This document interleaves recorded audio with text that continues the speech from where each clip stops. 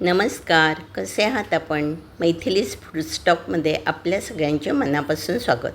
आज आपण करणार आहोत काळ्या वाटणाची कटाची आमटी. पुरणपोळीबरोबर ही खातात. दोन पद्धतीने केली जाते. एक म्हणजे ब्राह्मणी पद्धतीने, याच्यामध्ये कांदा लसूण अजिबात वापरत नाहीत. दुसरा म्हणजे कांदा लसूण वापरून कटाची आमटी. ही पण अतिशय टेस्टी लागते. पुरणपोळीबरोबर खातात. तर बघूयात कशी करायची. डिस्क्रिप्शनमध्ये मी सविस्तर दिलेलं आहे.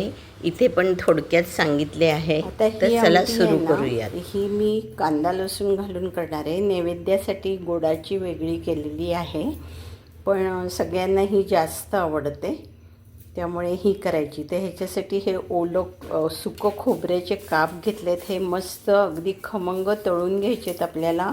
इथं जवळजवळ एक 20-25 लसणाच्या पाकळ्या आणि 1 इंच आल्याचे तुकडे करून घेतलेत. 4 कांदे घेतलेत. हे आपण गॅसवर भाजणार आहोत. ॲक्च्युअली आज मी कढईत भाजणार आहे, पण एरवी तुम्ही गॅसवर भाजून घेतले तर जास्त खमंग वास लागतो. इथे 1 चमचा खसखस घेतलेली आहे. इथं 1 चमच्याच्या वर थोडेसे, म्हणजे आपला पोहे खायचे 2 चमचे तीळ घेतले. बॅडगी मिरचीनं आमटीला खूप छान रंग येतो, म्हणून 3 बॅडगी मिरची इथं भिजत टाकली आहे गरम पाण्यात. आणि हा आपला पुरणपोळीची हरभऱ्याची डाळ जी काही आपण शिजवली त्याचा कट काढून ठेवलेला आहे. तसंच इथं कोथिंबीर घेतलेली आहे आणि कोथिंबीरीच्या कोवळ्या काड्या पण घेतल्या आहेत आणि कढीपत्त्याची पानं घेतलेली आहेत.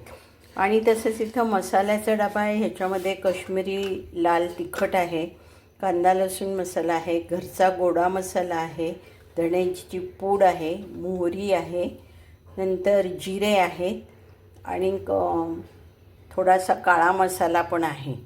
हे मसाले पण आपण थोडे थोडे त्याच्यामध्ये ॲड करणार आहे, पण मुख्य म्हणजे हे सगळं खमंग भाजून घेणार आहोत. तर ते भाजून झाल्यावर मी तुम्हाला दाखवतो. आता हे जे खसखस आणि तीळ आहेत ना, हे ड्राय भाजून घेणार आहे. आणि मग हे आहे ना, हे सगळं तळून घेणार आहे. तळून म्हणजे काय, थोड्या तेलावर असं खमंग गुलाबी होस्तपर्यंत हे परतणार आहे. लसूण आणि आलं पण त्याचा कच्चेपणा जाऊस्तपर्यंतच भाजणार आहे. आणि हे आहे कांदा जो आपण हा घेतलेला आहे, त्याचे असे उभे उभे पातळ काप करून तो जरा तळल्यासारखा खमंग मंद गॅसवर, म्हणजे मध्यम आचेवर मस्तपैकी त्याचे काप करून ते अतिशय असे छान छान रीतीने भाजून घेणार आहे. हे बघा, हे असे काप करायचे आहेत. या कापमध्ये काही फार विशेष तसदी नाही घ्यायची आहे, बारीक करायची. फक्त असे आपल्याला परतायला सोपे जातील असे आपण कांदे, आणि हे सगळं वेगवेगळं भाजून घेणार आहे. म्हणजे कांदा झाल्यावर मग खोबरं, आधी ड्राय हे दोन्ही भाजून घेणार, मग कोथिंबीर वगैरे नंतर सगळं एकत्र करणार. आता हे सगळं ना प्रत्येकी वेगळं खमंग भाजून घेतलं आहे. तुम्ही बघू शकता. हे बघा, खोबरं कसं एकदम गुलाबी रंगावर परतलं गेलं आहे, कांदा परतला गेलेला आहे, कोथिंबिरीचे देठ, लसूण, तीळ, खसखस सगळं अगदी छान भाजून घेतलेलं आहे. आणि मुख्य म्हणजे मी सांगायचं विसरले, थोडेसे 1 चमचा तांदूळ धुवून ह्याच्यामध्ये टाकून ते पण असे भाजून घ्यायचे, त्याच्यात परतून घ्यायचे आहेत. त्यामुळे काय होतं, जी आपण पेस्ट करतो ना ती दाट होते आणि चव अतिशय छान लागते. आणि ह्या बेडकी मिरच्या आहेत, त्याच्यात पण उकळतं पाणी घालून ठेवलेलं आहे, त्यामुळे रंग खूप छान येतो. आता आपण हे सगळं वाटून घेणार आहोत.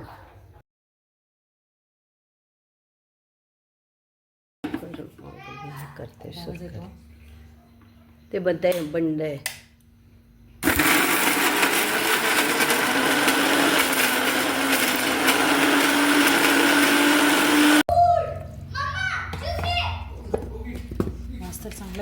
लाल मिरचीचं पाणी आहे ना, ते ह्याच्यात टाकलं आहे, कारण आपल्याला ते हे बघा, अतिशय सुंदर अशी पेस्ट तयार झालेली आहे.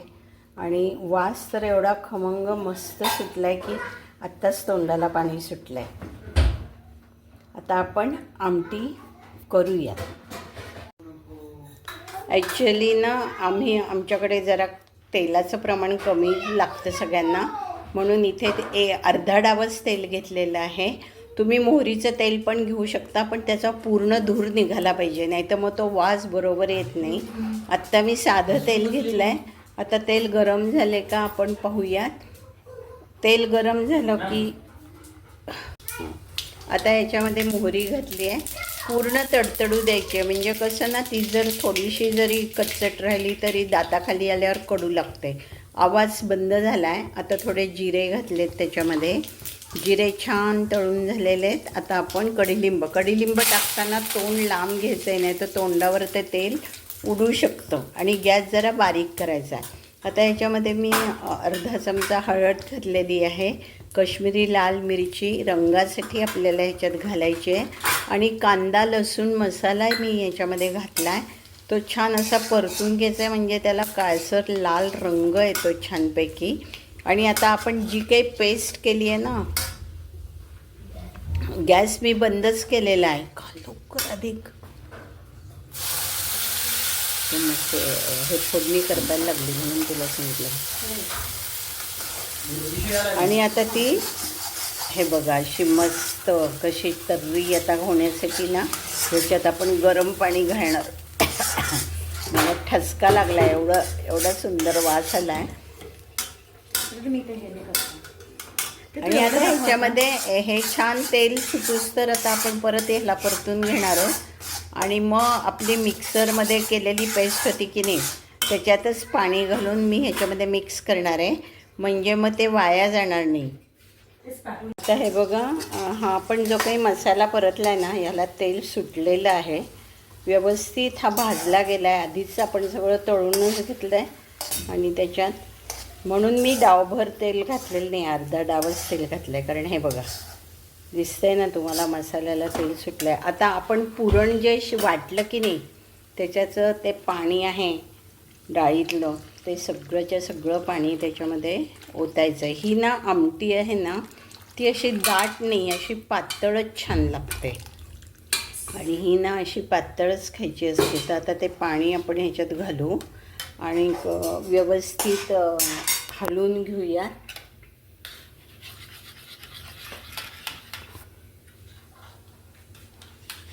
हे बघा, आता ते हा मसाला असा अजून खाली बसला आहे ना, तो सगळा एकजीव होईस्तोपर्यंत आपल्याला असा हलवायचा आहे.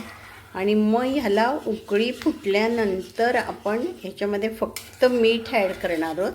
आणि बाकी आता ॲड करायची गरज नाही. तुम्हाला जर खूप स्पायसी हवं असेल तर तुम्ही परत काय करू शकता, एका कढईमध्ये थोडंसं तेल घेऊन ते गरम झाल्यावर त्याच्यात लाल तिखट घालून ते परतून ते वरनं टाकू शकता, म्हणजे तर्री येईल.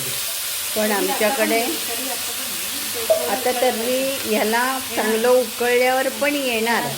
पण तुम्हाला स्पायसी हवी असेल आमटी पुरणाच्या पोळीबरोबर, ॲक्च्युली स्पायसी इतकी काही खाणं योग्य पण नाही आहे. हे अगदी परफेक्ट प्रमाण झालेलं आहे सगळं आपलं आमटीचं.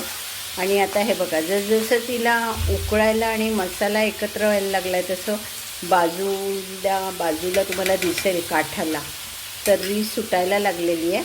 आता आपण हिला छान खळखळून उकळू देऊ. ही काळ्या वाटाण्याची पुरणाची आमटी सर्व करायला तयार आहे. पुरणपोळ्या पण तयार आहेत. तर कशी काय वाटली तुम्हाला ही माझी रेसिपी? जर आवडली असेल तर लाईक करायला विसरू नका. तसाच माझा यूट्यूबवरील चॅनलवर फेसबुकवरील पेज सबस्क्राईब करायला विसरू नका. अर्थातच मैथिलीज फूडस्टॉपला जे कोणी सबस्क्राईब करणार त्यांना नक्की काहीतरी पाहायला, ऐकायला, बघायला व शिकायला मिळणार. मग करताय ना सबस्क्राईब? चला तर लवकरच भेटू अशीच एक नवीन रेसिपी घेऊन. तोवर खात राहा, पीत राहा, मजेत राहा, आनंदित राहा. अच्छा, बाय बाय, नमस्कार, धन्यवाद.